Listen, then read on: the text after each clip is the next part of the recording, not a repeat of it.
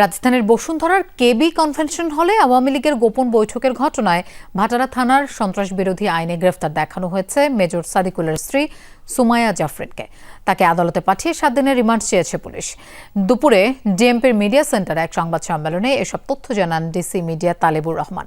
তিনি বলেন, সুমাইয়া জাফরিনকে মিরপুর ডিওএইচএস এলাকা থেকে গ্রেফতার করা হয়েছে। রাষ্ট্রবিরোধী ষড়যন্ত্রের ঘটনায় সুমাইয়ার কী ধরনের ভূমিকা ছিল তা খতিয়ে দেখা হচ্ছে বলেও জানান তিনি। এই ঘটনায় এখন পর্যন্ত 28 জনকে গ্রেফতার করা হয়েছে। তাদের জিজ্ঞাসাবাদে নতুন নতুন তথ্য সামনে আসছে বলেও জানান এই পুলিশ কর্মকর্তা। সুমাইয়া জাফরিন নামক এক নারীকে এই ঘটনায় সংশ্লিষ্টতার অভিযোগে হেফাজতে নিয়েছি এবং তাকে ইতিমধ্যে আদালতে প্রেরণ করা হয়েছে। আমরা তার সাথে বিস্তারিত কথা বলে বিশদ জিজ্ঞাসাবাদে হয়তো তার সংশ্লিষ্টতা এবং অন্যান্য বিষয়গুলো জানার চেষ্টা করব। এটা আমরা খতিয়ে দেখছি তার সংশ্লিষ্টতা কি এবং এখানে আর কারা কারা ছিল এবং তাদের উদ্দেশ্যটা বা কি